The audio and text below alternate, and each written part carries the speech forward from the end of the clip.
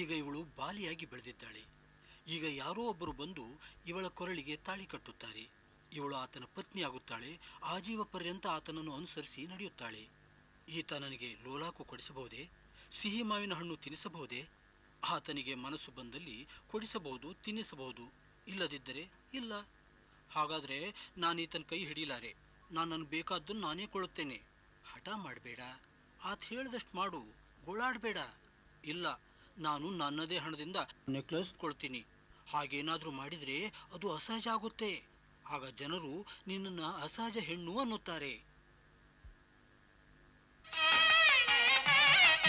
ಈ ಹುಡುಗಿಯರು ಭಾರತದಲ್ಲಿನ ರೇಷ್ಮೆ ಉತ್ಪಾದನೆಯಲ್ಲಿ ಸಿಂಹ ಪಾಲು ಪಡೆದಿರುವ 5 ರಾಜ್ಯಗಳಿಗೆ ಕರ್ನಾಟಕ, ತಮಿಳುನಾಡು, ಆಂಧ್ರಪ್ರದೇಶ್, ಪಶ್ಚಿಮ ಬಂಗಾಳ ಮತ್ತು ಜಮ್ಮು ಕಾಶ್ಮೀರಕ್ಕೆ ಸೇರಿದವರಾಗಿದ್ದಾರೆ.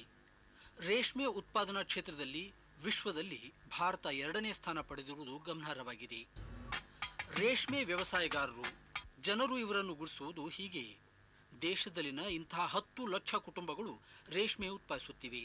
ನೀವು ಈ ಕಾರ್ಯಕ್ರಮವನ್ನು ನೋಡುತ್ತಿರುವಾಗ ಸಂಬಂಧಪಟ್ಟ ರಾಜ್ಯಗಳಲ್ಲಿನ ಅದೆಷ್ಟೋ ಕುಟುಂಬಗಳು ರೇಷ್ಮೆಯ ಗೂಡು ಅಥವಾ ರೇಷ್ಮೆ ನೂಲು ಉತ್ಪಾದಿಸಲು ದುಡಿಯುತ್ತಿದ್ದಾರೆ. ರೇಷ್ಮೆ ವ್ಯವಸಾಯ ಒಂದು ರೀತಿಯಲ್ಲಿ ಗೃಹ ಉದ್ಯಮವಾಗಿದೆ. ಇದರಲ್ಲಿ ಮನೆಯವರೆಲ್ಲರೂ ರೇಷ್ಮೆ ಉತ್ಪಾದನೆಗೆ ಸಂಬಂಧಪಟ್ಟ ಒಂದಲ್ಲ ಒಂದು ಕೆಲಸ ಮಾಡುತ್ತಾರೆ. ಆದರೆ ಕೆಲವೊಂದು ಕೆಲಸ ಕಾರ್ಯಗಳು ಕುಟುಂಬದ ಹಲವು ಸದಸ್ಯರಿಗೆ ಸೀಮಿತವಾಗಿದ್ದು ಅವರಿಗಾಗಿ ಮೀಸಲು ಇಡಲಾಗಿದೆಯೇ? ಈ ರೀತಿಯ ವೈಶಿಷ್ಟ್ಯ ಮೀಸಲಾತಿಯಿಂದ ಏನಾದರೂ ಪ್ರಯೋಜನ ಆಗುತ್ತಿದೆಯೇ ಅಥವಾ ಪ್ರಗತಿ ಸಾಧಿಸಲಾಗಿದೆಯೇ? ರೇಷ್ಮೆ ಹುಳು ಸಾಕಣೆಗಾಗಿ ಪ್ರಸಿದ್ಧಿಯಾಗಿರುವ ಈ 5 ರಾಜ್ಯಗಳಲ್ಲಿ ಮಲ್ಬರಿ ಅಂದರೆ ಉಪ್ಪು ನೇರಳೆ ಗಿಡ ಬೆಳೆಯುವುದರಿಂದ ಗೂಡು ಹರಾಜಿಗೆ ಹಾಕುವವರಿಗೆ ಏನು ನಡೆಯುತ್ತದೆ? 5 ಮಕ್ಕಳ ತಾಯಿ ಶಾಲೆಯ ಗಂಡ 15 ವರ್ಷಗಳಿಂದ ಅಸ್ವಸ್ಥನಾಗಿದ್ದಾನೆ. ಅವರು ಅರ್ಧ ಎಕರೆ ಭೂಮಿಯಲ್ಲಿ ಮಲ್ಬರಿ ಬೆಳೆದಿದ್ದಾರೆ. ನಾನು ಬೆಳಿಗ್ಗೆ 4 ತಾಸು, ಸಾಯಂಕಾಲ 4 ತಾಸು ರೇಷ್ಮೆ ಹುಳು ಸಾಕೋ ಕೆಲಸ ಮಾಡ್ತೇನೆ. ಉಳಿದ 4-5 ತಾಸು ಮನೆಯಲ್ಲಿ ಅಕ್ಕಪಕ್ಕದಲ್ಲಿ ಏನಾದ್ರೂ ಕೆಲಸ ಇದ್ದೇ ಇರುತ್ತೆ. ಇತರ ಗಂಡಸರಂತೆ ನನ್ನ ಮಗ ಮನೆಯ ಹೊರಗಿನ ಕೆಲಸ ಮಾಡ್ತಾನೆ. ಕಚೇರಿಯಿಂದ ರೇಷ್ಮೆ ಹುಳುಗಳ ಮೊಟ್ಟೆ ತರ್ತಾನೆ. இவள்தான் ஈடுபட்டு நாங்கள் செய்கிறோங்க வேலை. அந்த 8 பேருக்கும் பெட் மாற்றணும். ಅದು ಶಾಲೆಯ ಜೀವನ, ಅವಳ ಕೆಲಸ ಕಾರ್ಯಗಳು ರೇಷ್ಮೆ ವ್ಯವಸಾಯಗಾರರ ಕುಟುಂಬಗಳಲ್ಲಿನ ಮಹಿಳೆಯರ ಜೀವನದ ಪ್ರತೀಕವಾಗಿದೆ. ಅವರು ರೇಷ್ಮೆ ವ್ಯವಸಾಯ ಮಾಡುತ್ತಾರೆ, ಹೊಲದಲ್ಲಿ ದುಡಿಯುತ್ತಾರೆ, ಮನೆ ಕೆಲಸವನ್ನೂ ಮಾಡುತ್ತಾರೆ. ಬನ್ನಿ, ಈಗ ಸೂರ್ಯನುದಯಿಸುವ ದೇಶದ ಪೂರ್ವ ಭಾಗದಲ್ಲಿನ ಪಶ್ಚಿಮ ಬಂಗಾಳಕ್ಕೆ ಹೋಗೋಣ. ಇಲ್ಲಿ ಪುರುಷರು ಮತ್ತು ಮಹಿಳೆಯರಿಬ್ಬರು ಉಪ್ಪು ನೇರಳೆಯ ತೋಟದ ಉಸ್ತುವಾರಿ ಮಾಡುತ್ತಾರೆ. ಆದರೆ ಇವರಲ್ಲಿ ಮಹಿಳೆಯರೇ ಹೆಚ್ಚಾಗಿದ್ದಾರೆ. ಮಿದ್ನಾಪುರ್ ಜಿಲ್ಲೆಯ ಈ ಪ್ರದೇಶದಲ್ಲಿನ ಉಪ್ಪು ನೇರಳೆ ತೋಟಗಳು ಹಳ್ಳಿಗೆ ಸಮೀಪದಲ್ಲಿವೆ. ಮಹಿಳೆಯರು ಉಪ್ಪು ನೇರಳೆ ಎಲೆಗಳನ್ನು ಸಣ್ಣಾಗಿ ಹೆಚ್ಚುವಲ್ಲಿ ನಿಷ್ಣಾತರಾಗಿದ್ದು ಗುಂಡು ಸೂಜಿಯ ತಲೆಯಷ್ಟು ಪುಟ್ಟದ ಹುಳುಗಳಿಗೆ ಹಾಕುತ್ತಾರೆ.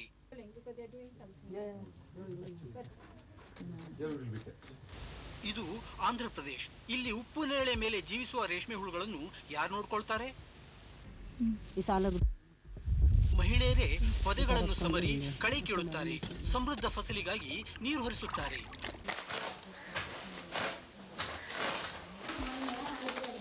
ರೇಷ್ಮೆ ಹುಳುಗಳನ್ನು ಮರದ ತಟ್ಟೆಗಳಲ್ಲಿಟ್ಟು ಮೇವು ಚೌಕಗಳಲ್ಲಿ ಓರಣವಾಗಿ ಇಡಲಾಗುತ್ತದೆ. ಹುಳುಗಳನ್ನು ತಿಂದು ಧ್ವಂಸ ಮಾಡಬಲ್ಲ ಊಜಿ ನೊಣಗಳಿಂದ ರೇಷ್ಮೆ ಹುಳುಗಳನ್ನು ರಕ್ಷಿಸಲು ಸೊಳ್ಳೆ ಪರದೆಗಳನ್ನು ಹಾಕಲು ಈ ಮಹಿಳೆಯರು ಮರೆಯುವುದಿಲ್ಲ. ಅಮ್ಮ ಉಪ್ಪು ನೇರಳೆಯ ತೋಟದ ಬಳಿಯ ಪುಟ್ಟ ಜಮೀನಿನಲ್ಲಿ ಮೆಣಸಿನಕಾಯಿ ಬೆಳೆಯುತ್ತಾಳೆ. ಅವರೇ ಮತ್ತು ತರಕಾರಿಗಳನ್ನು ಬೆಳೆದು ಅವನ್ನು ಒಣಗಿಸಿ ತೆಗೆದಿಟ್ಟುಕೊಳ್ಳುತ್ತಾಳೆ. ಒಟ್ಟಿನಲ್ಲಿ ಅಮ್ಮ ತನ್ನ ಬಳಿ ಇರುವ ಸಂಪನ್ಮೂಲಗಳನ್ನು ಗರಿಷ್ಠವಾಗಿ ಬಳಸಿಕೊಳ್ಳುವಷ್ಟು ಜಾಣಿಯಾಗಿದ್ದಾಳೆ.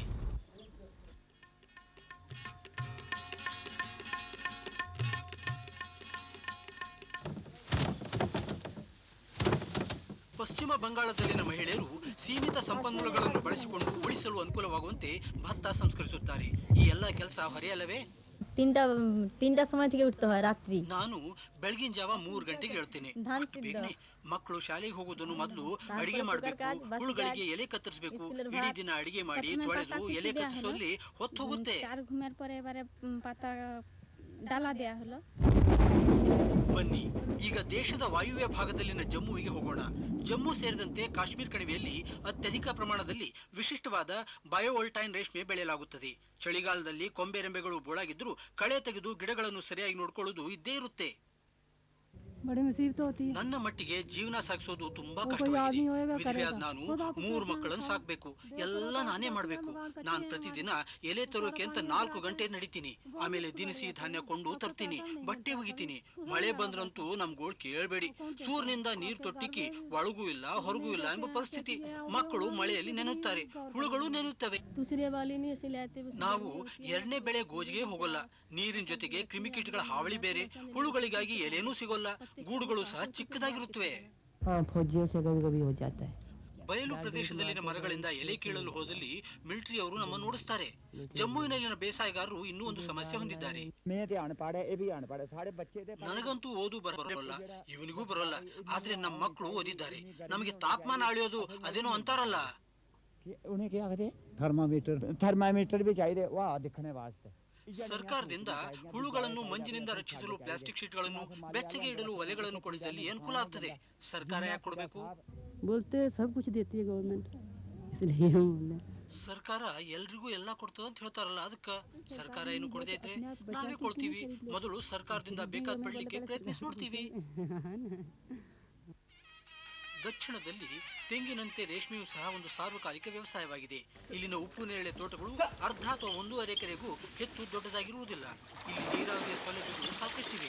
ಬೇಸಾಯಗಾರರು ಉಪ್ಪು ನೇರಳೆ ಜೊತೆಗೆ ಇತರ ಬೆಳೆಗಳನ್ನು ಬೆಳೆಯುತ್ತಾರೆ. ವರಮಾನ ನಿಶ್ಚಿತವಾಗಿದೆ, ಖಚಿತವಾಗಿದೆ. ಅನೇಕ ಮಹಿಳೆಯರು ಕೃಷಿ ಕಾರ್ಮಿಕರಾಗಿ ಕೆಲಸ ಮಾಡುತ್ತಾರೆ. ನನ್ನ ಬಳಿ ಜಮೀನಿಲ್ಲ. ನನ್ನ ತಂದೆಯವರು ತೀರ್ಕೊಂಡಿದ್ದು, ತಾಯಿ ಮತ್ತು 2 ತಂಗಿಯರ ಜವಾಬ್ದಾರಿ ನನ್ನ ಮೇಲಿದೆ. ರೇಷ್ಮೆ ಹುಳು ಸಾಕಣೆಯಿಂದ ಹಣ ಸಂಪಾದಿಸಬಹುದು ಅಂತಲೇ ಅದನ್ನು ಸಾಕಲು ನಾನು ಇಚ್ಛಿಸುತ್ತೇನೆ. ಆದರೆ ಅವುಗಳನ್ನು ಎಲ್ಲಿಡ್ಲಿ, ಅವುಗಳಿಗೆ ಎಲೆಗಳನ್ನು ಎಲ್ಲಿಂದ ತರಲಿ? ನಮ್ಮ ಮನೆಯಂತೂ ತುಂಬಾ ಚಿಕ್ಕದಾಗಿದೆ. ಕರ್ನಾಟಕದ ಸುಶೀಲಾ. ಜೀವನದಲ್ಲಿ ಏನು ಕಷ್ಟ ಅಂದರೆ ಈಗ ಕೂಲಿ ಮಾಡಬೇಕು, ಮಕ್ಕಳನ್ನ ಸಾಕಬೇಕು. ಏನು ನಮಗಿದಿಲ್ಲ, ಅದಕ್ಕೆ ಇಲ್ಲ. ಏನು ಮಾಡೋಣ? ಏನು ಅನ್ಸುತ್ತೆ ಇವಾಗ? ನಮ್ಮ ಮನೇಲಿ ಬರೆದಿರೋದು ಏನು ಮಾಡೋಣ? 3 ವರ್ಷ ಆಯಿತು ಹೋಗಿ, 3 ತಿಂಗಳು ಬಿಮ್ಮನ್ಸಿಲ್ ಬಿಟ್ಬಿಟ್ಟೋಗಿದ್ದು. ಇನ್ನೊಂದು ಚಿಕ್ಕ ಮಗ ಅಲ್ಲದೆ. ಕೆಲವರ ಮಟ್ಟಿಗಂತೂ ಬಾಳು ಸುಧಾರಿಸಿದೆ. ಕರ್ನಾಟಕದ ಮೈಸೂರು ಜಿಲ್ಲೆಗೆ ಸೇರಿದ ಕಾಳಮ್ಮ ತುಂಬಾ ನೀಟುಗಾರ್ತಿ. ಎಲ್ಲಾ ಕೆಲಸಗಳನ್ನು ತಾನಾಗಿ ವ್ಯವಸ್ಥಿತವಾಗಿ ಮಾಡುತ್ತಾಳೆ. ಅಂತಲೇ ಆಕೆ ಗಂಡ ಆಕೆಯನ್ನು ಡಾಕ್ಟರ್ ಅಮ್ಮ ಎಂದು ಕರೆಯುತ್ತಾರೆ. ಕಾಳಮ್ಮ ತನ್ನ ಗಂಡನ 2ನೇ ಹೆಂಡತಿ. ಆದರೂ ತನ್ನ ಮತ್ತು ತನ್ನ ಸವತಿಯ ಮಕ್ಕಳನ್ನು ಚೆನ್ನಾಗಿ ನೋಡಿಕೊಳ್ಳುತ್ತಾಳೆ. ಬಿದಿರಿನ ತಟ್ಟೆಗಳನ್ನು ಕ್ರಿಮಿ ಸೋಂಕುಗಳಿಂದ ರಕ್ಷಿಸಲು ಸಗಣಿ ಬಳಸಲಾಗುತ್ತದೆ.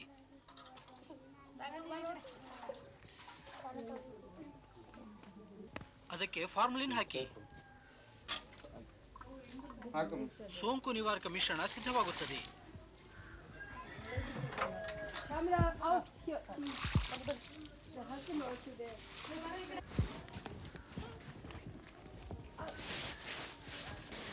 ಕಾಳಮ್ಮ ಬೆಳೆದ ಉಪ್ಪು ನೇರಳೆ ಮರದ ಎಲೆಗಳು ಚೆನ್ನಾಗಿವೆ.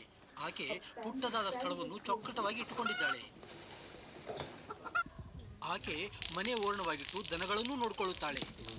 ರೇಷ್ಮೆ ಹುಳಿಕೆ ಮೊಟ್ಟೆ ಸೊಪ್ಪು ಆತಂಥದ್ದಲ್ಲಿ ನಮ್ಮ ಯಜಮಾನ್ರನ್ನ ಹೋಗಿ ಮೊಟ್ಟೆ ತಗೊಬಂತ ಕಳಿಸ್ತೀವಿ.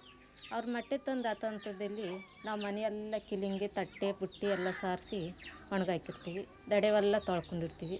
ನಮಗೆ ಮೊದಲಾಗ ಅಷ್ಟು ತಿಳುವಳಿಕೆ ಇರಲಿಲ್ಲ. ನಾನು ಹುಟ್ಟಾಗಿಂದ ನಾನು ರೇಷ್ಮೆ ತೆಗೆದೋಳಲ್ಲ, ನನಗೆ ಗೊತ್ತಾನೇ ಇರಲಿಲ್ಲ. ರೇಷ್ಮೆಯಿಂದ ನಿಮ್ಮ ಸ್ಥಾನಮಾನ ಸುಧಾರಿಸಿದೆ ಅನ್ನಿಸ್ತದೆ. ನಾವು ಹುಳಿನಲ್ಲಿ ನಾವು ಇಷ್ಟು ಅಚ್ಚುಕಟ್ಟಾಗಿ ಮನೇಲಿ ಮಾಡ್ತೀವಲ್ಲ, ಇವ್ರಿಗಿಂತ ಮೇಲಾಗಿ ಹೋಯ್ತಾ ಇದ್ದೀವಲ್ಲ ಅಂತ ನಮ್ಮ ಮನಸ್ಸಿಗೆ ನಾವಿರ್ತದೆ. ವಿಸ್ತರಣಾ ಅಧಿಕಾರಿಗಳು ಪುರುಷರಾಗಿರ್ಬೇಕೆ ಮಹಿಳೆಯರಾಗಿರ್ಬೇಕೆ? ನಮ್ಗೆ ಹೆಣ್ಮಕ್ಳಿಗೆ ಬಂದರೆ ನಮ್ಗೆ ಯಾವುದನ್ನು ಸಂಸಾರಕ್ಕೂ ಸರಿ, ನೀವು ಹಿಂಗೆ ಮುಂದರಿರಿ ಹಿಂಗೆ ಹೋಗ್ರಿ ಅಂತಲೂ ಹೇಳ್ಕೊಡ್ತಾರೆ. ಹುಳಿನ ಬಗ್ಗೆನೂ ಹೇಳ್ಕೊಡ್ತಾರೆ. ಹೆಣ್ಮಕ್ಳು ಹೇಳೋದೇ ನಮಗೆ ಸಾನೇ ಸುಲಭ ಆಯಿತು. ವಿಸ್ತರಣಾ ಅಧಿಕಾರಿಗಳ ಬಗ್ಗೆ ತಮಿಳುನಾಡಿನಲ್ಲಿನ ಈ ಮಹಿಳೆಯರ ಅಭಿಪ್ರಾಯ? எங்களுக்கு பொம்பளைங்க வந்தவங்க நல்லா தான் இருக்குது, ஆம்பளைங்களும் வந்தவங்க நல்லா சொல்லிட்டு போறாங்க. ಪುರುಷ ಕಾರ್ಯಕರ್ತರೊಡನೆ ವ್ಯವಹರಿಸುವಲ್ಲಿ ನಮಗೆ ಯಾವ ತೊಂದರೆಯೂ ಇಲ್ಲ. ಅದು ಅಲ್ಲದೆ ಅವರು ನಮ್ಮ ಹಳ್ಳಿಯವರೇ. ಮಹಿಳಾ ಕಾರ್ಯಕರ್ತರಂತೂ ನಮ್ಮಲ್ಲಿಗೆ ಬಂದಿಲ್ಲ. ಪಶ್ಚಿಮ ಬಂಗಾಳದಲ್ಲಿ ಪುರುಷ ವಿಸ್ತರಣಾ ಅಧಿಕಾರಿಗಳ ಬಗ್ಗೆ ಕೇಳಿದಾಗ আমার সঙ্গে করে না, আমার স্বামীর সঙ্গে করে. ಅವರಂತೂ ನಮ್ಮ ಜೊತೆ ಮಾತಾಡೋಲ್ಲ, ನಮ್ಮ ಯಜಮಾನರ ಜೊತೆ ಮಾತಾಡ್ತಾರಷ್ಟೇ. ನೀವು ಹೇಳಿ, ವಿಸ್ತರಣಾ ಕಾರ್ಯಕರ್ತರು ನಿಮಗೇನಾದರೂ ಹೇಳ್ತಾರೆ? ನಮ್ಮ ಸ್ವಾಮೀರ್ ಸಾಥೆ আমাদের সাথে না. ಅವರು ಎಲ್ಲ ನಮ್ಮ ಯಜಮಾನರಿಗೆ ಹೇಳ್ತಾರೆ. ಅದು ಇದು ಕೆಲಸ ಮಾಡ್ತಾ ಬೆಳೆ ಬಗ್ಗೆ ಅವ್ರು ಮಾತಾಡಿದ್ದನ್ನ ಕೇಳಿಸ್ಕೊಳ್ತೀವಿ. ಅವರು ಗಂಡಸರು ಎಲ್ಲರ ಜೊತೆ ಮಾತಾಡ್ತಾರೆ. ಅವ್ರು ನಮ್ಮ ಕುಟುಂಬದ ಸದಸ್ಯರಂತಿದ್ದು ನಮಗೆ ಯಾವ ಸಂಕೋಚನೂ ಇಲ್ಲ. ಮಹಿಳೆಯರು ನಿಯಮಿತವಾದ ತಾಂತ್ರಿಕ ಮಾರ್ಗದರ್ಶನಕ್ಕೆ ತುಂಬಾ ಬೆಲೆ ಕೊಡುತ್ತಾರೆ. ಆದರೆ ಮಹಿಳೆಯರು ಮತ್ತು ಕ್ಷೇತ್ರ ಪರಿಣತರ ನಡುವೆ ನೇರವಾಗಿ ವಿಚಾರ ವಿನಿಮಯ ನಡೆಯುವುದನ್ನು ನಾವು ಕಂಡೇ ಇಲ್ಲ ಅಂದ್ರೂ ತಪ್ಪಾಗದು. ತರಬೇತಿ ಕೊಡುವವರು ಮಹಿಳೆಯರಾಗಿರಬೇಕೇ, ಪುರುಷರಾಗಿರಬೇಕೇ?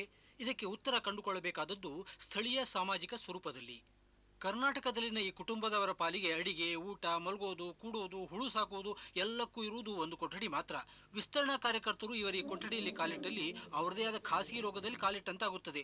ಇಂಥದ್ರಲ್ಲಿ ಮನೆ ಯಜಮಾನರೊಡನೆ ಮಾತನಾಡುವುದು ಹೆಚ್ಚು ಸುಲಭ, ಸಹಜವಾಗಿದೆ. ನೀವು ತರಬೇತಿ ತರಗತಿಗಳಿಗೆ ಹೋಗಿದ್ದೀರಾ? ಇಲ್ಲ, ಏನು ಕಳಿಸ್ಕೊಡಲ್ರಿ ಇವರನ್ನಾರು. ನಾವೆಲ್ಲೂ ನಮ್ಮ ಬಸ್ ಆಗಲ್ಲ, ಹೋಗಲ್ಲ ಎಲ್ಲನೂ. ಬಸ್ಸಿನ ಮೇಲೆ ಎಲ್ಲೂ ಒಂದು ಅರ್ಧ ಗಂಟೆ ಟೈಮ್ ಹೋಗಂಗಿಲ್ಲ. ನಾವು ಮಾತ್ರೆ ತಗೊಂಡು ಹೋಗಕ್ಕೆ ಅಷ್ಟೇ. ಪ್ಯಾರಾ ಎಕ್ಸ್ಟೆನ್ಷನ್ ವರ್ಕರ್ ಸಮಸ್ಯೆಗಳಿವೆ? ಇಲ್ಲ, ಆ ಥರ ಏನೂ ಹೇಳಲಿಲ್ಲ ನಮಗೆ. ಇದರಿಂದ ಅವ್ರಿಗೂ ಒಂದು ತಿಳುವಳಿಕೆಯನ್ನು ಹೇಳಿದ್ದಕ್ಕೆ ಅವರು ಒಳ್ಳೇದಾಯಿತು ಅಂತ ಹೇಳಿದರು. ಕರ್ನಾಟಕದಲ್ಲಿ ಮಹಿಳೆಯರ ಗುಂಪುಗಳೇ ಪ್ಯಾರಾ ಎಕ್ಸ್ಟೆನ್ಷನ್ ವರ್ಕರ್ಸ್ ಅನ್ನು ಆಯ್ಕೆ ಮಾಡುತ್ತಾರೆ. ಈ ಕಾರ್ಯಕರ್ತರು ಸ್ವತಃ ರೇಷ್ಮೆ ವ್ಯವಸಾಯಗಾರರಾಗಿದ್ದು ಸ್ನೇಹಿತರಂತೆ, ಮಾರ್ಗದರ್ಶಿಗಳಂತೆ ಅನೋನ್ಯವಾಗಿ ಕೆಲಸ ಮಾಡುತ್ತಾರೆ. ಒಟ್ಟಿನಲ್ಲಿ ದೇಶದಾದ್ಯಂತ ಮಹಿಳೆಯರೇ ಎಲ್ಲ ಕೆಲಸ ಮಾಡುತ್ತಾರೆ. ಆದರೆ ಅವರಿಗೆ ನೇರವಾಗಿ ಪರಿಣತರಿಂದ ನಿಯಮಿತವಾದ ತಾಂತ್ರಿಕ ತರಬೇತಿ ನೀಡುವ ವ್ಯವಸ್ಥೆ ಇಲ್ಲವಾಗಿದೆ. ಅಂದ ಮೇಲೆ ಮಹಿಳೆಯರಿಗೆ ತಾಂತ್ರಿಕ ವಿಷಯಗಳ ಬಗ್ಗೆ ಯಾವ ಪರಿಜ್ಞಾನವೂ ಇಲ್ಲವೇ? ಒಂದೇ ತಳಿಯ ಉಪ್ಪು ನೇರಳೆ ಬೆಳಿತೀರಾ? ಅದು ಮಣ್ಣಿನ ಗುಣ ಮತ್ತು ನೀರಿನ ಮೇಲೆ ಆಧಾರಗೊಂಡಿದೆ. ನಾವಂತೂ ಬೇರೆ ಬೇರೆ ತಳಿ ಆಯ್ದುಕೊಂಡಿವಿ.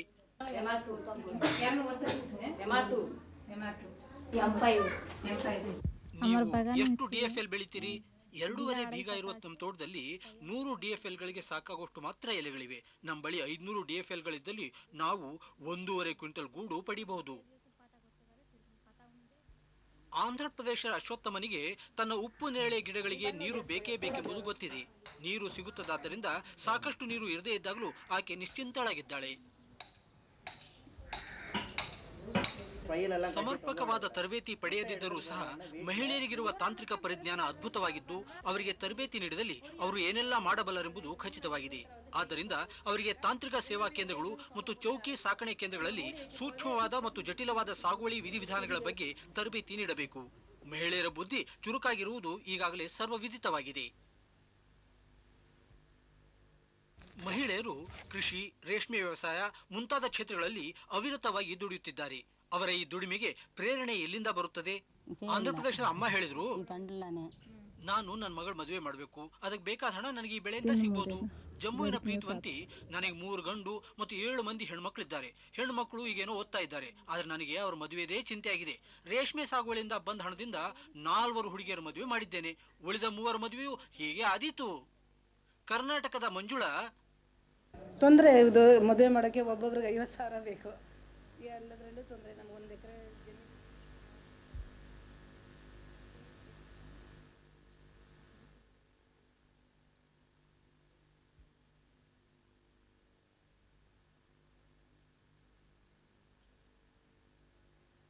কাঁদলে কি আর পাবি তারে দুধের বাটি হাতে ধরে কাঁদলে কি আর ರೇಷ್ಮೆ ವ್ಯವಸಾಯದಿಂದ ತಾವು ಎಷ್ಟು ಸಂಪಾದಿಸುತ್ತಿದ್ದೇವೆ ಎಂಬುದು ಈ ಮಹಿಳೆಯರಿಗೆ ಗೊತ್ತೇ?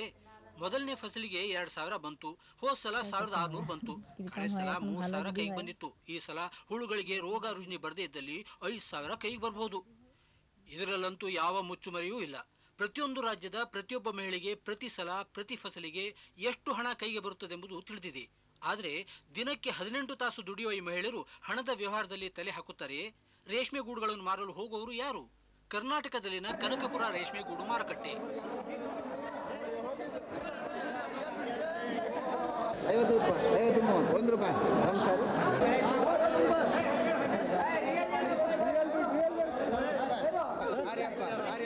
ತುಂಬಾ ದೂರದಿಂದ ರೇಷ್ಮೆ ಗೂಡು ಮಾರಲು ಬಂದಿದ್ದಾಳೆ. ಮನೆಯಲ್ಲಿ ಯಾರು ಇಲ್ವಾದ್ರಿಂದ ಆಕೆ ತನ್ನ 2 ಮಕ್ಕಳನ್ನು ಕರೆತಂದಿದ್ದಾಳೆ.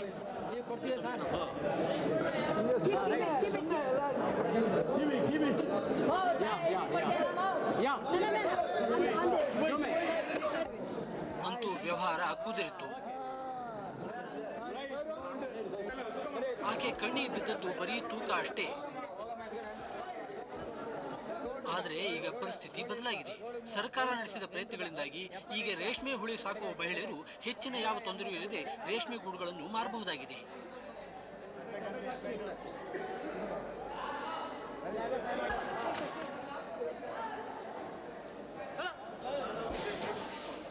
ತೂಕ ಸರಿಯಾಗಿರುವುದನ್ನು ಖಚಿತ ಮಾಡಿಕೊಳ್ಳಬಹುದಾಗಿದೆ. ಜಯಶೀಲ ತನಗೆ ಬರಬೇಕಾದ ಹಣಕ್ಕಾಗಿ ಕಾದು ಕುಳಿತಿದ್ದಾಳೆ. ಅವಳ ಹೆಸರು ಕೂಗಿದಾಗ ತನಗೆ ಕೊಡಮಾಡಲಾದ ಟೋಕನ್ ಹಿಡಿದು ಕಿಟಿಕಿಯ ಬಳಿ ಹೋಗುತ್ತಾಳೆ. ಅಲ್ಲಿ ಆಕೆಯ ಗಂಡ ಅವಳ ಜೊತೆಗಿರುತ್ತಾನೆ. ಇಲ್ಲಿಗೆ ಎಲ್ಲವೂ ಇದ್ದಂತೆಯೇ ಇದೆ.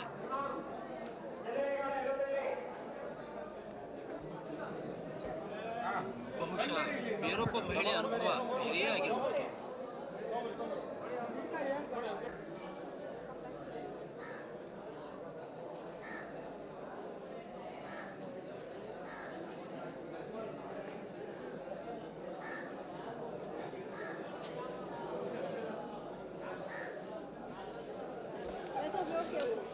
ಇಲ್ಲ, ಇದು ಅದೇ ಕಥೆ ಆಯ್ತು. ತಮಿಳುನಾಡಿನಲ್ಲಿ ಕಳೆದ ಸಲ ಇತರ ಹೆಂಗಸರ ಜೊತೆ ಸೇರಿ ನಾನು ಗೂಡುಗಳ ಮಾರ್ಕೆಟಿಗೆ ಹೋಗಿದ್ದೆ. ನಾನು ಅಲ್ಲಿಂದ ಹಿಂದಿರುಗಿ ಬಂದಾಗ ನನ್ನ ಯಜಮಾನರು ನನಗಾಗಿ ಕಾದಿರಬೇಕಿತ್ತು ಎಂದ್ರು. ಅವರನ್ನು ಬಿಟ್ಟು ಹೋದದ್ದಾದ್ರೂ ಏಕೆ ಅಂತ ಆಕ್ಷೇಪಿಸಿದ್ರು.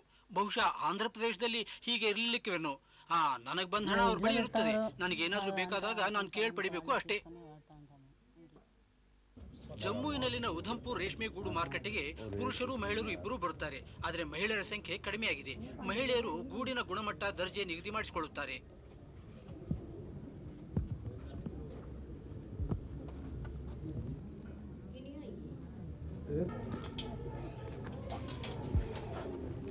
ಆದರೆ ಹಣ ಯಾರು ಇಟ್ಕೊಳ್ತಾರೆ? ನನ್ನ ಕೈಯಲ್ಲೇ ಇರುತ್ತೆ. ನನಗೆ ಅಗತ್ಯ ತಲೆದೋರಿದಾಗ ಅದನ್ನು ಬಳಸ್ತೇನೆ, ಸಾಧ್ಯವಾದಲ್ಲಿ ಉಳಿಸುತ್ತೇನೆ.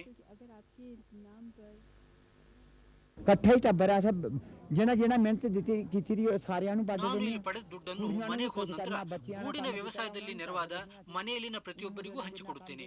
ಈಗಿನ ಕಾಲದಲ್ಲಿ ದುಡ್ಡಿಲ್ಲದೆ ಹುಡುಗರು ಸಹ ಕೆಲಸ ಮಾಡೋದಿಲ್ಲ.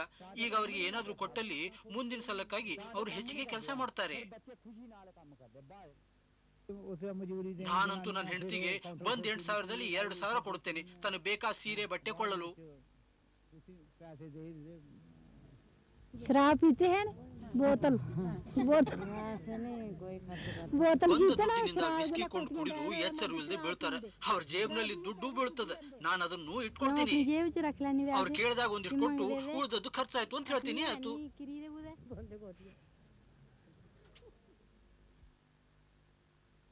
ಪಶ್ಚಿಮ ಬಂಗಾಳದ ಮಾಲ್ದಾದಲ್ಲಿ ರೇಷ್ಮೆ ಗೂಡು ಕೊಳ್ಳುವವರು ಮನೆಯ ಬಾಗಿಲಿಗೆ ಬರುವುದನ್ನು ನಾವು ನೋಡಿದ್ದೇವೆ.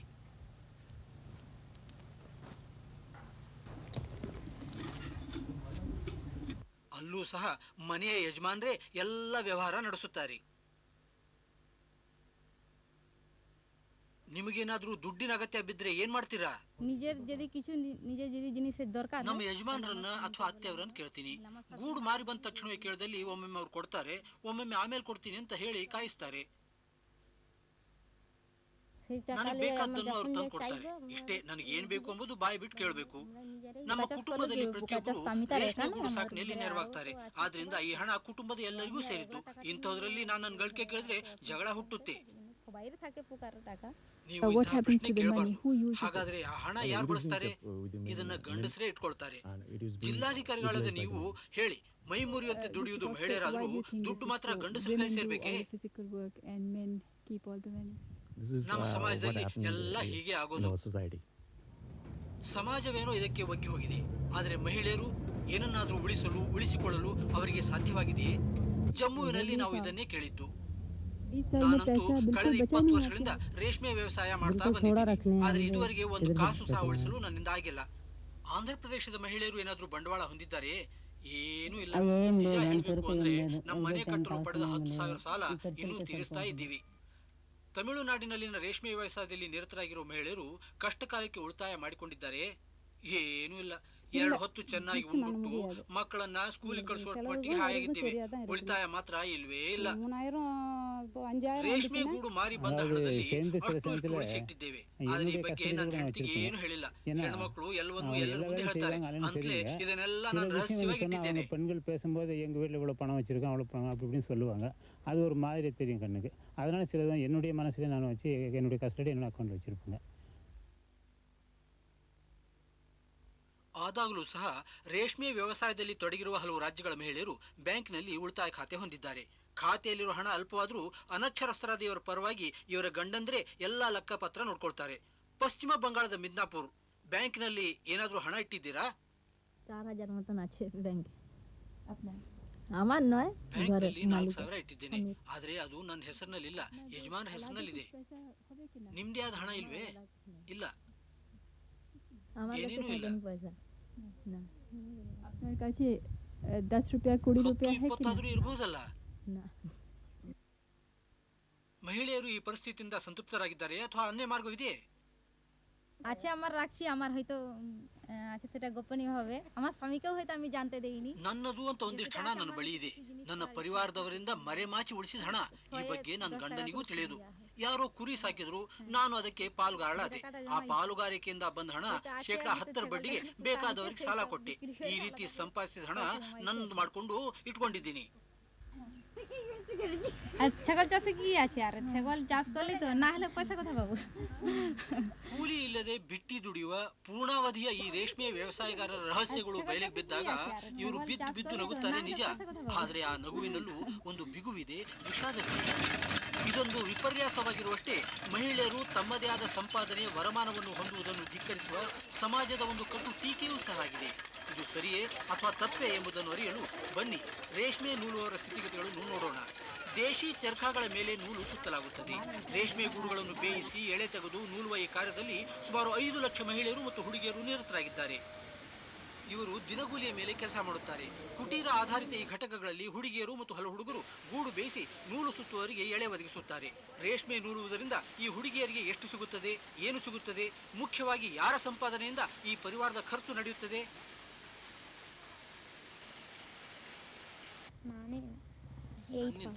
ನಾನು 8ನೇ ತರಗತಿಯಲ್ಲಿ ಓದ್ತಿದ್ದೆ.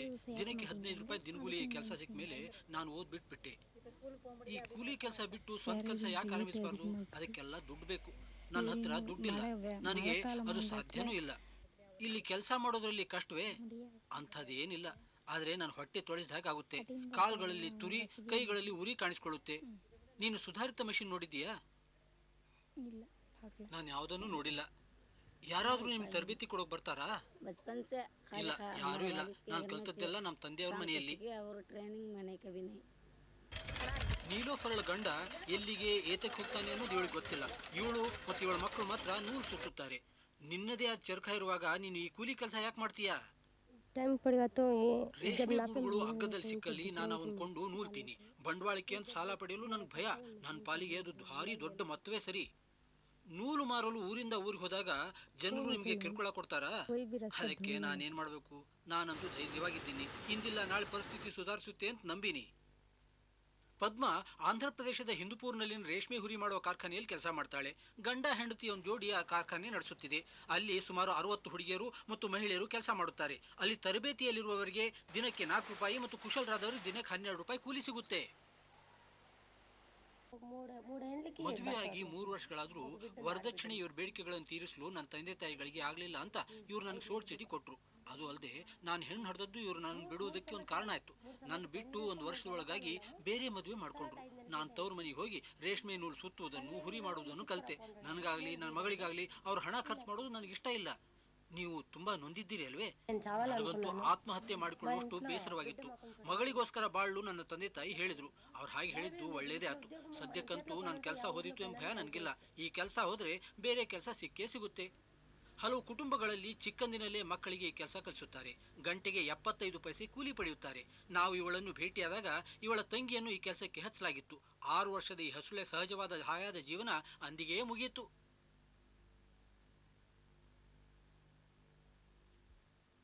ಶಾಲೆಗೆ ಹೋಗಕ್ಕೆ ಇಷ್ಟಪಡ್ತೀಯಾ? ಕೆಲಸ ಮಾಡೋಕೆ ಇಷ್ಟಪಡ್ತೀಯಾ? ಶಾಲೆ ಕೆಲಸ ಇವೆರಡರಲ್ಲಿ ನೀನು ಯಾವ್ದು ಇಷ್ಟಪಡ್ತೀಯಾ? ಕೆಲಸ ಅದಷ್ಟೇ. ನಾನು ಇವ್ರನ್ನ ಶಾಲೆಗೆ ಕಳಿಸಿದ್ರೆ ಹೊಟ್ಟೆಗೆ ಹಿಟ್ಟಿಲ್ಲಿಂದ ಬರಬೇಕು. ಅದು ಅಲ್ಲದೆ ಹುಡುಗಿಯರಿಗೆ ಶಾಲೆಗೆ ಹೋಗೋದ್ರಲ್ಲಿ ಆಸಕ್ತಿ ಇಲ್ಲ ಅಂತಲೇ ಅವ್ರು ಕೆಲ್ಸಕ್ಕೆ ಬರ್ತಾರೆ. ನಮ್ದೆಲ್ಲ ದಿವಸದಿಂದ ದಿವಸದ ಬಾಳು, ಕೆಲಸ, ಊಟ, ಮಲ್ಗೋದು ಇಷ್ಟೇ. ನಮ್ಮ ಬಳಿ 1 ರೂಪಾಯಿ ಕೂಡ ಇಲ್ಲ. ನಾಳೆಗೆ ಏನಾಗುತ್ತದೋ ಎಂಬ ಕಾಳಜಿ ನಮ್ಗಿಲ್ಲ. ನಾವು ಇಂದಿನ ಮಟ್ಟಿಗೆ ಬದುಕಿದ್ದೀವಿ, ಹಾಯಾಗಿದ್ದೀವಿ. ಇವರ ಅದೃಷ್ಟ ಹರಾಜ್ನಲ್ಲಿ ಬೇರೆಯವರು ಕೂಗುವ ಬೆಲೆ ಮೇಲೆ ಆಧಾರಗೊಂಡಿದೆಯಾದ್ರೂ ಬಂದ್ ಹಣದಿಂದ ಇವರೇನ್ ಮಾಡ್ತಾರೆ? ಲೆಕ್ಕ ಪತ್ರ ಎಲ್ಲ ನಮ್ಮ ಯಜಮಾನ್ರೇ ನೋಡ್ಕೊಳ್ತಾರೆ. ದುಡ್ಡು ಕಾಸಿನ ವಿಷಯ ಗಂಡಸರಿಗೆ ಬಿಡೋದೇ ಲೇಸು.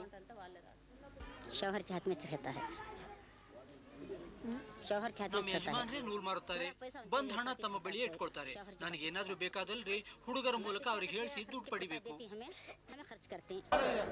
ಒಟ್ಟಿನಲ್ಲಿ ರೇಷ್ಮೆ ಸುತ್ತುವ ವ್ಯವಹಾರದಲ್ಲೂ ಹಣದ ವ್ಯವಹಾರ ಮನೆಯ ಯಜಮಾನ ಕೈಯಲ್ಲೇ ಇದೆ.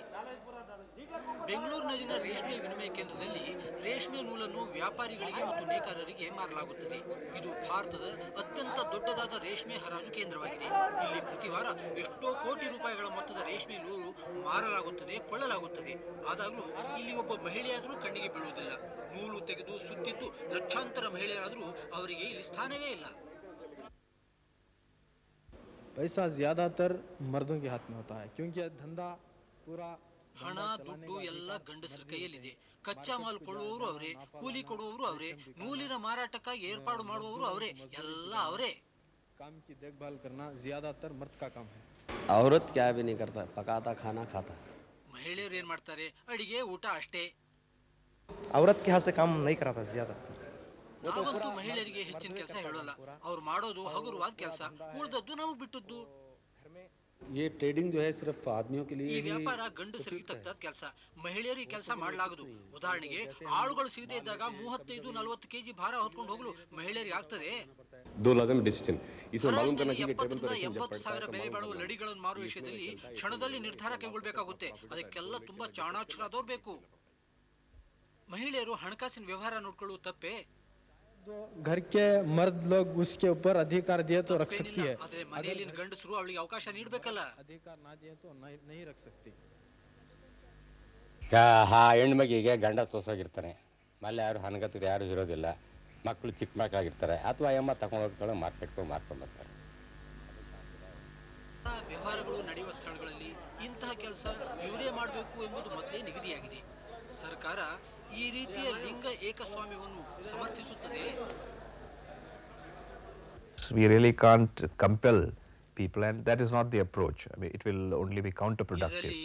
In fact, we have heard in some places that men do resent the message being conveyed through extension staff that women have a right to at least a part of the income from which they earn through sericulture. And though we are not against a certain amount of turbulence within the family, we would not like that to be the main contribution. The income belongs to the family, so we can only do it with ಪುರುಷರು ಮತ್ತು ಮಹಿಳೆಯರಿಗೆ ಅದರಲ್ಲಿ ಪಾಲು ಸಿಗಲೇಬೇಕು. ಹೀಗೆ ಅಂತ ಹೇಳಿ ಕುಟುಂಬದ ಆರ್ಥಿಕ ವ್ಯವಸ್ಥೆಯಲ್ಲಿ ಮಹಿಳೆಗೆ ಇರುವ ಸ್ಥಾನಮಾನ ಎಷ್ಟು, ಅವರಿಗೆ ತಕ್ಕುದಾದ ಸ್ಥಾನ ನೀಡಬೇಕೆಂಬುದನ್ನು ಮಾತ್ರ ನಾವು ಹೇಳಬಲ್ಲೆವು. ಒಟ್ಟಿನಲ್ಲಿ ನಯವಾಗಿ ಹೇಳಿ ಅವರ ಮನವೊಲಿಸಿದಲ್ಲಿ ಮಾತ್ರ ಏನನ್ನಾದರೂ ಮಾಡಬಹುದು ಅಷ್ಟೇ. A great deal has to be achieved only through persuasion. Persuasion is a comfortable but rather weak word. ಬಂದ ವರಮಾನವನ್ನು ಗಳಿಕೆಯನ್ನು ಮಹಿಳೆಯರಿಗೆ ಕೊಡುವ ವಿಷಯದಲ್ಲಿ, ಭೂಮಿಯನ್ನು ಮಹಿಳೆಯರ ಹೆಸರಿಗೆ ಮಾಡುವ ವಿಷಯದಲ್ಲಿ ಪುರುಷರ ಮನವೊಲಿಸುವುದು ಸುಲಭವೇನಲ್ಲ. ರೇಷ್ಮೆ ವ್ಯವಸಾಯಕ್ಕೆ ಸಂಬಂಧಪಟ್ಟ ನೀತಿಯಲ್ಲಿ ಮಹಿಳೆಯರು ಮಾಡುವ ಕೆಲಸಕ್ಕೆ ಪ್ರಾಮುಖ್ಯತೆ ನೀಡಿ ಅವರು ಮಾಡುವ ಕೆಲಸಕ್ಕೆ ಹಣ ಕೊಟ್ಟು ಅವರು ಸಲ್ಲಿಸುವ ಸೇವೆಯನ್ನು ಮಾನ್ಯ ಮಾಡುವ ಅಂಶವನ್ನು ಸೇರಿಸಬೇಕು. We would very much like to see that women get more and more of the share of the income, and we have certain programs in cooperation with state departments which help them to achieve this, to the limited extent that a single sector can achieve such a ರೂಢಿಗತವಾದ ಈ ಪದ್ಧತಿಯನ್ನು ಅಭ್ಯಾಸಗಳನ್ನು ತೊಲಗಿಸಲು ಎಲ್ಲಾ ಕ್ಷೇತ್ರಗಳು ಮುಂದಾಗಬೇಕು. ಆದರೆ ಮೂಲ ಸ್ವರೂಪದ ಇಂತಹ ಬದಲಾವಣೆಗಳಿಗೆ ಪುರುಷರ ಸಹಕಾರ ಅಷ್ಟೇ ಅಲ್ಲ, ಪಾಲುಗಾರಿಕೆ ತೀರಾ ಅಗತ್ಯವಾಗಿದೆ. The alliance of men is essential. ಸಮಾಜದ ಎಲ್ಲಾ ವ್ಯವಸ್ಥೆಗಳಲ್ಲಿ ಮಹಿಳೆಯರಿಗೆ ತಕ್ಕ ಸ್ಥಾನ, ಅಧಿಕಾರ ಕೊಡುವ ವಿಷಯದಲ್ಲಿ ಪುರುಷರ ಸಹಯೋಗ ಪಡೆಯುವುದು ಮತ್ತು ಮಹಿಳೆಯರನ್ನು ಆರ್ಥಿಕವಾಗಿ ಸಬಲರನ್ನಾಗಿ ಮಾಡುವುದು ಸರ್ಕಾರದ ಸಾಮಾನ್ಯ ಧ್ಯೇಯೋದ್ದೇಶಗಳಲ್ಲಿ ಸೇರಿವೆ. ಆದರೆ ರಾಜಕೀಯ ಒಲವು ಮತ್ತು ಹಣಕಾಸಿನ ಬೆಂಬಲವಿಲ್ಲದೆ ಹೋದಲ್ಲಿ ಈ ಧ್ಯೇಯೋದ್ದೇಶಗಳು ಅಸಮತೋಲಿತವಾಗುವುದು ದಿಟವಾಗಿದೆ.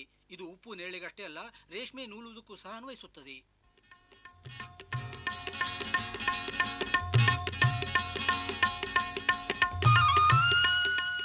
ನೀವು ಎಲ್ಲಿಂದಾದ್ರೂ ಸಾಲ ಪಡೆದಿದ್ದೀರಾ? అంటే మాకు ఒళ్ళ బాగుండాలొద్దా? ಜಾಮೀನು ಇಲ್ಲದೆ ನನಗೆ ಸಾಲ ಯಾರು ಕೊಡ್ತಾರೆ? ಬ್ಯಾಂಕ್ ನಿಂದ ಸಾಲ ಪಡೆಯೋಕೆ ಮಹಿಳೆಯರ ಸಹಕಾರಿ ಸಂಘ ಯಾರು ರಚಿಸ್ತಾರೆ? ಮಷೀನ್ ಕೊಳ್ಳೋಕೆ ಸಾಲ ಬೇಕು ಅಂತ ನಾನು ನನ್ನ ಯಜಮಾನರು ಅರ್ಜಿ ಹಾಕಿದ್ವಿ. ಅದಕ್ಕವರು 108 ಕಾಗದ ಪತ್ರ ಕೇಳಿದ್ರು. ಕೇಳಿದ ಕಾಗದ ಪತ್ರ ಕೊಟ್ಟಾಗ ಲಂಚ ಕೇಳಿದ್ರು. ದುಡಿಯೋದೇ ನಮ್ಮ ಕಾಯಕ, ದುಡಿದು ಸಾಲ ತೀರಿಸೋ ವಿಶ್ವಾಸ ನಮಗದ. ಆದ್ರೆ ಬ್ಯಾಂಕ್ನವರಿಗೆ ನಮ್ಮನ್ನು ನಂಬಲ್ಲ.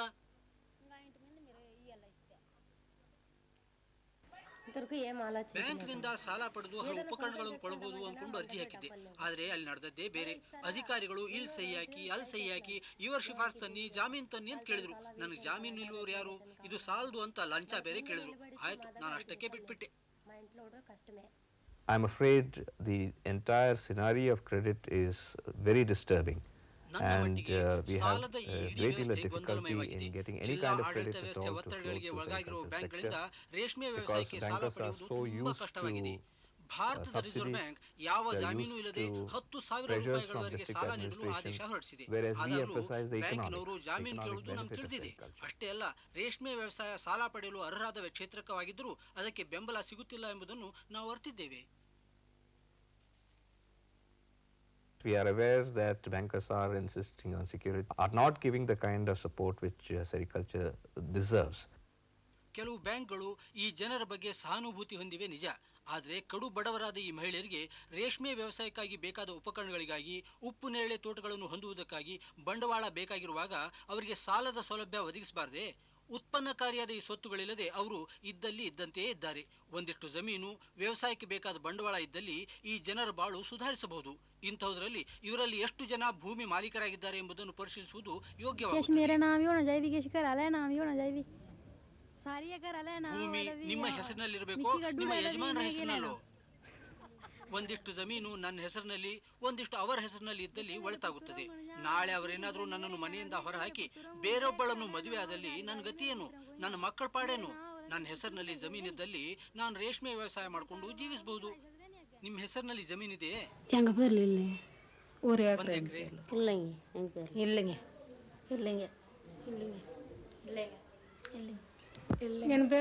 ಅರ್ಧ ಎಕರೆ ಉಪ್ಪು ನೇರಳೆ ತೋಟಗಳು ನಾವು 8 ಮಂದಿ ಅಣ್ಣ ತಮ್ಮಂದರ ಹೆಸರಿನಲ್ಲಿವೆ.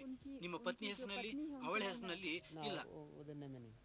ಹೆಂಡತಿ ಹೆಸರಿಗೆ ನಮ್ಮಲ್ಲಿ ಯಾರು ಮಾಡಲ್ಲ. ಹೆಂಡತಿ ಹೆಸರಿಗೆ ಮಾಡಿದ್ರೆ 100 ಎಕರೆ ಲ್ಯಾಂಡ್ಸ್ ಇರೋರು ಅಥವಾ ನನ್ನ ಮಕ್ಕಳಿಗೆ ಅಂದ್ಬಿಟ್ಟು ಅರ್ಶಿನ ಕುಂಕುಮಕ್ಕೆ ದಾನ ಅಂದ್ಬಿಟ್ಟು 1-2 ಎಕರೆ 3 ಎಕರೆ ಬರ್ಕೊಡ್ತಾರೆ. ಅದು ಹಳ್ಳಿನ ಹೆಸರಿಗೆ ಬರೆಯಲ್ಲ, ಮಗಳ ಹೆಸರಿಗೆ. ಹೆಂಡತಿ ಹೆಸರಿನಲ್ಲಿ ಜಂಟಿಯಾಗಿ ಭೂಮಿ ಹೊಂದಬಹುದೇ? ಸಂಪ್ರದಾಯವಿಲ್ಲ. एग्रीमेंट उनसे ले लिया है. ರೇಷ್ಮೆ ಹುಳು ಸಾಕುವ ಈ ಮಹಿಳೆಯ ಗಂಡನಿಂದ ಆತನ ಜಮೀನು ಜಾಮೀನಾಗಿರುವಂತೆ ನಾವು ಒಂದು ಪತ್ರ ಪಡೆದಿದ್ದೇವೆ.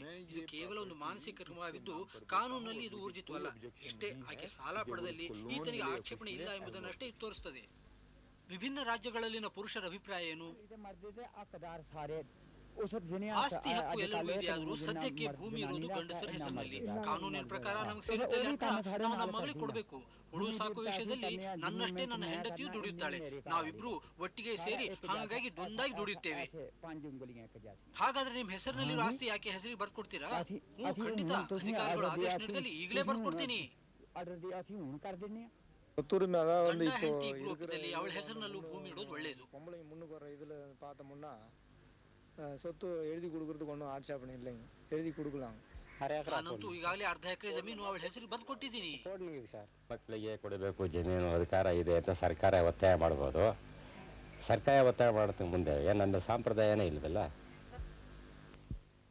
ಮಹಿಳೆಯರು ಆಸ್ತಿ ಪಾಸ್ತಿ ಹೊಂದುವ ಬಗ್ಗೆ, ಮಹಿಳೆಯರಿಗೆ ಭೂ ಮಾಲೀಕತ್ವವನ್ನು ವಹಿಸಿಕೊಡುವ ಪ್ರಶ್ನೆಯ ಬಗ್ಗೆ ವ್ಯಕ್ತವಾಗಿರುವ ಪುರುಷರ ನಕಾರಾತ್ಮಕ ಮತ್ತು ಸಕಾರಾತ್ಮಕ ನಿಲುವುಗಳಿಂದ ಹೊರಹೊಮ್ಮಿದ ಅವಕಾಶಗಳ ಪ್ರಯೋಜನ ಪಡೆಯಲು ಸವಾಲುಗಳನ್ನು ಎದುರಿಸಲು ಇರುವ ಅವಕಾಶಗಳನ್ನು ಸರ್ಕಾರ ಇನ್ನೂ ಮನಗಂಡಿಲ್ಲ.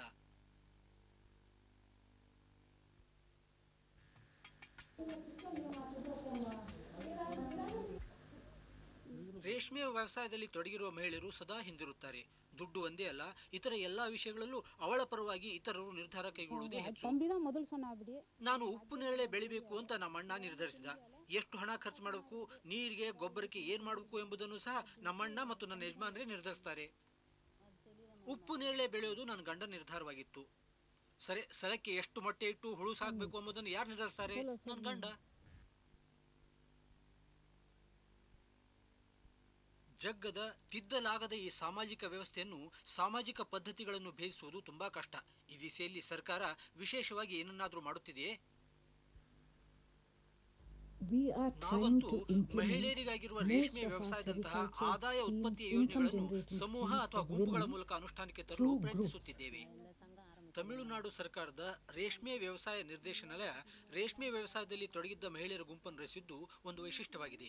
ಆರಂಭದಲ್ಲಿ ಈ ಗುಂಪಿನಲ್ಲಿ 30 ಸದಸ್ಯರಿದ್ದರು.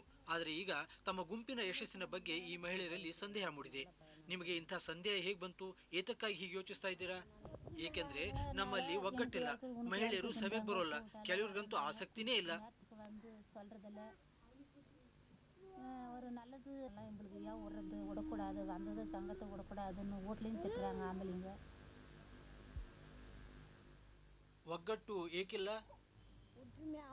ಒಟ್ರಿಮೆಯಾಗಿ ಸೇರ ಮಾಟಾಂಗ. ಮುಖ್ಯವಾಗಿ ನಮ್ಮಲ್ಲಿ ಒಗ್ಗಟ್ಟಿಲ್ಲ. ಒಬ್ಬರ ಬಗ್ಗೆ ಇನ್ನೊಬ್ಬರು ಸಂಶಯ ಹೊಂದಿದ್ದು ಸಭೆಗಳಿಗೆ ಸದಸ್ಯರು ಬರೋದಿಲ್ಲ. ಹಲವರಂತೂ ಕೋಶಾಧಿಕಾರಿಗಳ ಬಗ್ಗೆಯೂ ಸಹ ಸಂಶಯ ಹೊಂದಿದ್ದಾರೆ. ನಾವು ಈಗಾಗಲೇ ಸಾಕಷ್ಟು ಆತ್ಮವಿಶ್ವಾಸ ಹೊಂದಿದ್ದೇವೆ. ಹಳ್ಳಿಯವರು ನಮ್ಮ ಈ ಗುಂಪಿನ ಬಗ್ಗೆ ಗೌರವ ಹೊಂದಿದ್ದಾರೆ. ವರದಕ್ಷಿಣೆಯಂತಹ ವಿಷಯಗಳಿಗಾಗಿ ಇಂತಹ ಗುಂಪುಗಳನ್ನು ರಚಿಸಿದರೆ ಒಳಗಾಗುತ್ತೈತೆ. ವರದಕ್ಷಿಣೆ ಕುಟುಂಬ ಪತಿ ಸಂಘ ವರದಕ್ಷಿಣೆ ವಿಷಯದಲ್ಲಿ ನಾವು ಎಂದೇ ಆಗಲಿ ಒಂದಾದದ್ದಿಲ್ಲ. ಈ ಗುಂಪಿನ ವ್ಯವಸ್ಥಾಪಕರು ತಮಗೆ ಯಶಸ್ಸು ಲಭಿಸಿದೆ ಎನ್ನುತ್ತಾರೆ. ನನ್ನ ಅಭಿಪ್ರಾಯದಲ್ಲಿ ಇದು ಇನ್ನೂ ಆರಂಭ ಅಷ್ಟೇ. ಮುಂದೆ ಇದು ಬೆಳೆಯಬಹುದು. ಇದರ ಪ್ರಗತಿ ಎಷ್ಟಕ್ಕೆ ನಿಧಾನವಾಗಿದೆ. ಈ ಜನರು ಈ ಮುಂಚೆ ಗುಂಪುಗೂಡಿ ಇಂತಹ ಯಾವ ಕಾರ್ಯವನ್ನು ವಹಿಸಿಕೊಂಡಿರಲಿಲ್ಲ. ರೇಷ್ಮೆ ವ್ಯವಸಾಯಕ್ಕಾಗಿ ಗುಂಪು ರಚಿಸಿಕೊಂಡವರಿಗೆ ಮಾತ್ರ ಹಲವು ಪ್ರಯೋಜನಗಳು ಆಗಿವೆ. ರೇಷ್ಮೆ ಹುಳು ಸಾಕುವವರು ಇವರೇ ಆದ್ದರಿಂದ ಇವರು ತಮ್ಮ ಅವಶ್ಯಕತೆ ಅರ್ತಿದ್ದಾರೆ.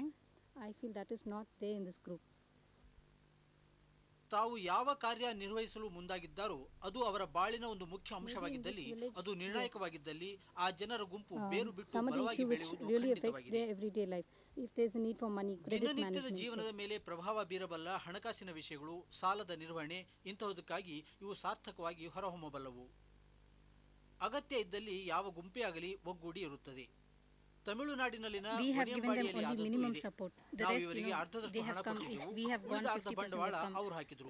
ಒಂದು ಗುಂಪು ಫಾರ್ಮಲಿನ್ ಸಾಲವಾಗಿ ಪಡೆದು ಪಡೆಯುವುದಕ್ಕೂ ಮುಂಚೆ ತನ್ನ ಕಾರ್ಯ ಆರಂಭಿಸಿತು.